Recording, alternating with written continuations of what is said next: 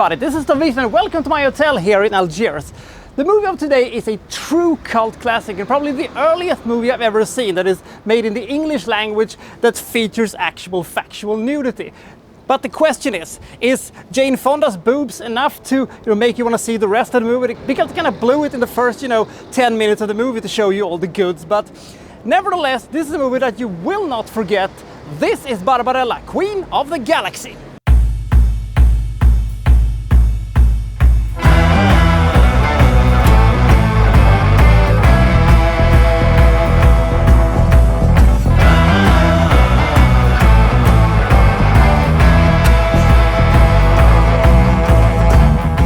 Jane Fonda plays Barbarella, Queen of the Galaxy, who spends the first 10 minutes of this movie being butt naked, but being sort of covered up by guns and clothes and standing with her back against the wall, ode to humanity and stuff like that. But when we're done with this mild titillation, she gets a very important assignment.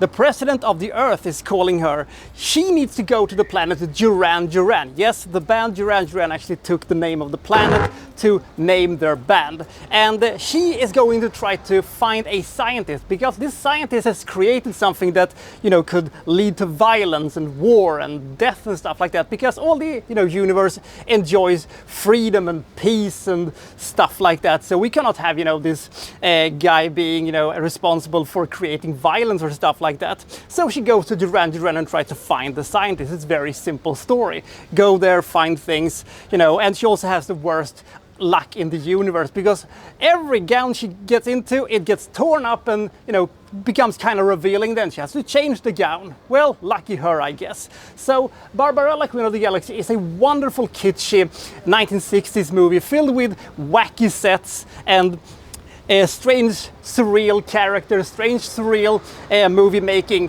while simultaneously looking very impressive with the sets and stuff like that. It also looks kind of crap, but you're never bored about this movie, and all of the things in this movie kind of make sense while not making any sense at all.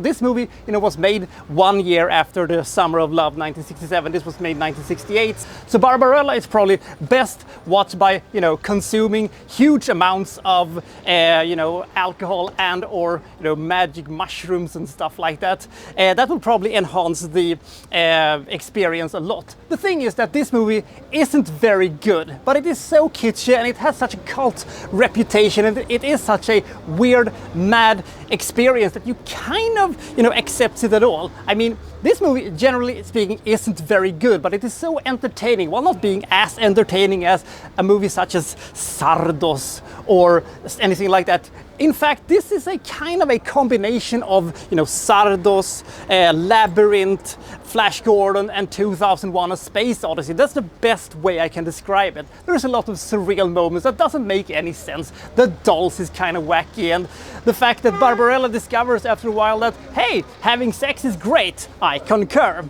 And you will never be quite bored with this movie, and the movie never overstays its welcome, even though it isn't very good and even though it doesn't make a whole lick of sense.